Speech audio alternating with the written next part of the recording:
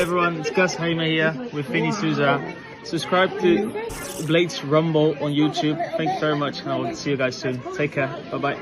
What is happening, Blades? And welcome back to the Blades Ramble. We are proudly sponsored by Action Coach Sheffield. If you are a growing business and need support to continue that growth, they are the people to speak to. Thank you to them for supporting this video. And the original plans for this week were to record a ramble based on the out-of-contract players, who we would keep, who we can let go now that we're pretty much assured of championship football next season. The picture becomes a little bit clearer. That's probably the only silver lining we can see to what's happening this season so far. But it's been quite a newsworthy week for the club. It's been a while since I've done a sit down and just sort of updated you on a few things that are happening with the club as well. So I thought it was a good opportunity to get through some of the latest news and happenings in and around Bramall Lane. First thing I have to touch on, and it's really unfortunate. Look, we are a channel that likes to provide positive content and have a laugh when we're delivering it. I like to go back and forth with you and agree with you or disagree with you on comments about the club. It's serious because we love the club, but we try and do everything we can a little bit tongue-in-cheek.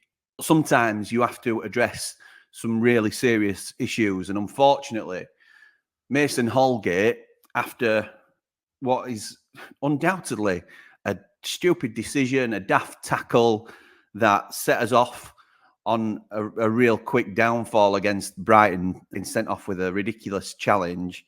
Yes, people are going to be angry about that. He will likely have expected some stick. But unfortunately, we came on and asked that fans try not to scapegoat him as best they can, even though it just compounds the misery that we're feeling as a fan base at the minute. Unfortunately, that took a real drastic turn recently. Mason Holgate's come out yesterday and revealed that over the previous 48 hours, he'd had a significant number of racist tweets, messages on social media, Instagram and what have you, with emojis and things that I'm not even going to give. I'm not going to show. I'm not going to give the time of day. I just cannot get my head around how this is still going on in 2024. People are so thick that they think this is funny to provoke a reaction out of people, or this is going to get to them, and it's such a lazy, easy jab to have at someone. One thing I will say is a lot of people have assumed that it's Blades fans that have targeted Mason. I'm not sure whether that's the case. It doesn't appear as though it is from some of the messages that he flashed up on screen very quickly in his little montage that he put together, which is ridiculous. He even has to go to those lengths to raise awareness. What is it going to take for this to stop? We've had Kick It Out campaigns, a fantastic organisation that do all they can to eradicate racism from the game. Say no to racism, show racism the red card. Players have taken the knee to show their support for anti-racism. I don't claim to be any sort of expert. I am, as a straight white male, I cannot even begin to imagine what it's like to feel, what players from other backgrounds and genders feel when they're being abused in this way. I cannot believe that we're still having these conversations in 2024. It seems like such a lazy rhetoric to be able to push someone's button by doing it. And I think the only way to stamp it out is severe consequences. Severe consequences. We had the recent Casey Palmer incident on the other side of the city. Now, this is not a jab at them that play in blue, because it's, thankfully, and it definitely is, it's a very small minority of the support that then give the whole fan base a bad name. But when you can identify that those individuals are clearly fans of a certain club and they're doing it for a particular reason because it's an opposition player, then dock the club points. Dock the club points. If you can, and it's easy for me to say as a Sheffield United fan, because what's that going to do to us this year? Relegate us? But if a club can't control their players on the pitch, they get fined. If fans invade the pitch, a club can get fined. So why is racist abuse tolerated? If you can link them back to a particular club, which isn't always easy to do, and this is just one suggestion from one YouTube channel amongst millions. If you For example, if you docked Sheffield Wednesday 3 points or award the game to Coventry after that incident, then not only is the fan outlawed immediately, but how daft does he feel? Do you think he does a repeat of that behaviour? I don't. The other thing to consider is it's a criminal offence. It's a hate crime. Whether you are gesturing or whether you are messaging, it's a hate crime. So if you can identify these individuals, lock them up. Lock them up, find them individually, give them some community service linked to the offence that they've committed. If it's a racist incident, make them work with ethnic minorities and try and get them to understand the effect that their actions have had. One thing that always comes back around with these ridiculous incidents is social media. Social media can be a wonderful thing. As a channel, we benefit from being able to share our views, and that's why we've built a community. That's why we have thankfully built a following, and who knows, maybe one day it becomes a lifestyle that we share our views over social media. As part of the benefits to social media, we are closer than ever to superstars, what we would deem to have been untouchable people in the past, footballers, celebrities. What then gives us the right to carte blanche say whatever we want to say to them? And someone explained to me why people on social media don't have to be verified in order to have an account. These faceless accounts, which is all that there will be, that are messaging Mason Holgate, people that have messaged Ryan Brewster in the past, anybody that they want to message with abuse, there is no trace back to them. I saw something on Twitter, I think it was Kerry, that put, people talk about being able to trace IP addresses for serious crime. Well, why not? Why don't we do a little bit of work around this? If it's that easy to trace back to where a message has come from, we can probably do it. Until there are serious repercussions for the actions that people are willing to undertake, then this will continue. Because look at the furore it's caused now. Look at what's happened. Mason Holgate's come out and said, I can't believe I've been abused. There'll be someone somewhere, as sick as it sounds, laughing at the fact that they've got a reaction out of Mason Holgate, which is so sad and so wrong.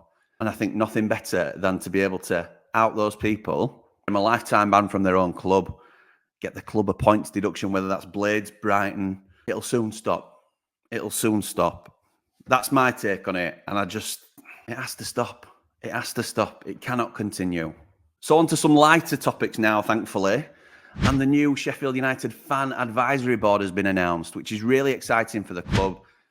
This is a group of fans that have been selected by the club through an application process. They'll meet at least twice a year, up to 4 times a year, I believe, with officials from the club. They've set out a fan engagement plan, which can be found on the website. And they note that they're going to be discussing all things Sheffield United, from competition matters to enhancing the fan experience, stadium development projects, sustainability, corporate and social responsibility initiatives, improving fan products and services, and football governance and heritage. For example, the club badge and stadium naming rights. Please don't touch the stadium or the badge. I'm a traditionalist personally, so okay, but it has to be built in as part of the topics to discuss. So that's really exciting, and hopefully it brings us close to the club. One criticism we have had about the club in the past is their communication with the fan base, and hopefully now this can only lead to positive things. It's a really diverse committee that they've put together, which hopefully represents the entire fan base. And if anybody wants any further information, they're advised to contact John Helliwell on the information here. Next, people have been asking me, Jimmy, what's happening with the takeover? Is there any takeover news? Does Prince Abdullah really want to sell the club? Yes, he does.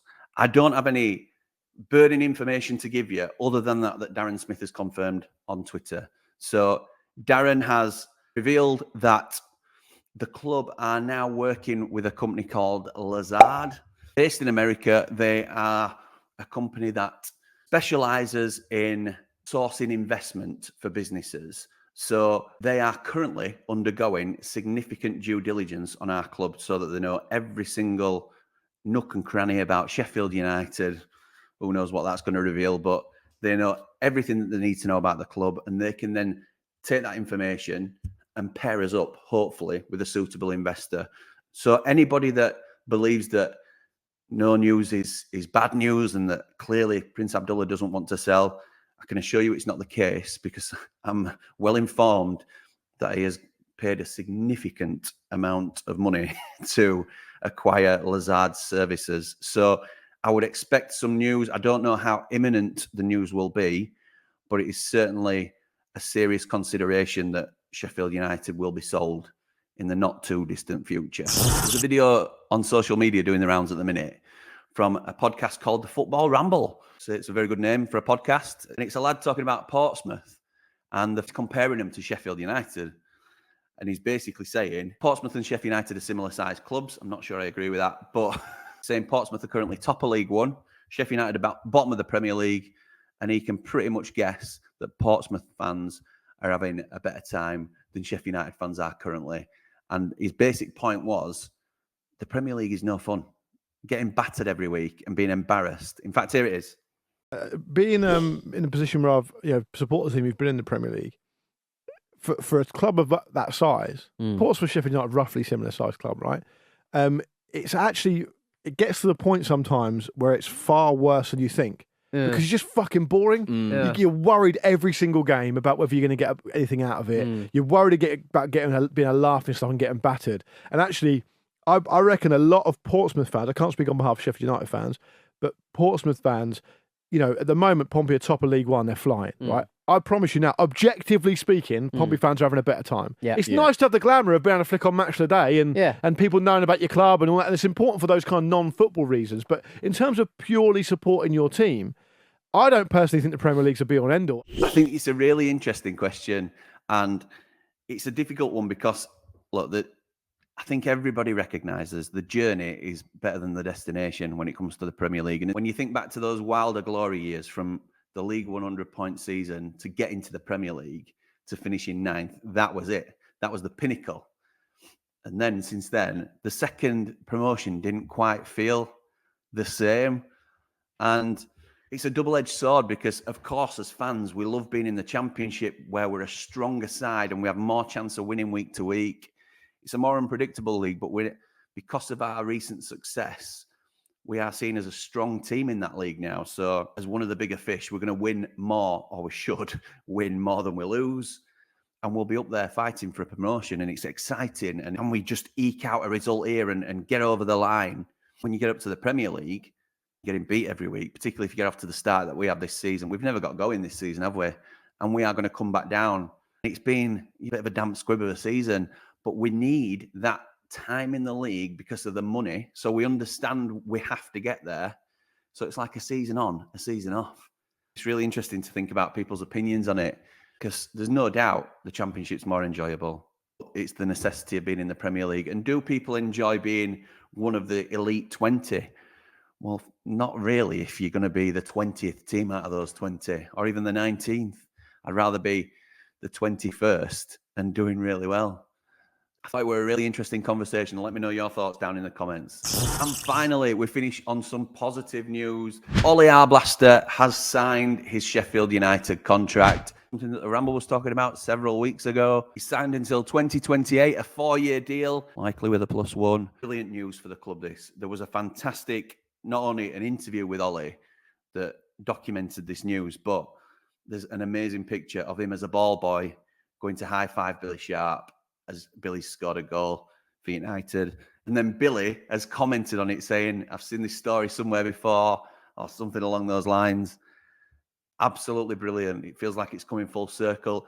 Ollie Arblaster is going to be a huge player for Sheffield United going forward. Future club captain, I have no doubt about it. Keep your eye on this one. He's going to be a massive player for us going forward. And it's huge news for the club. And that's it for the Ramble today. If you've any thoughts or comments that you want to drop below, give them a read and respond to them as and when I'm able to. But for now, come on, you red and white wizards. Up the blade! Ramble on!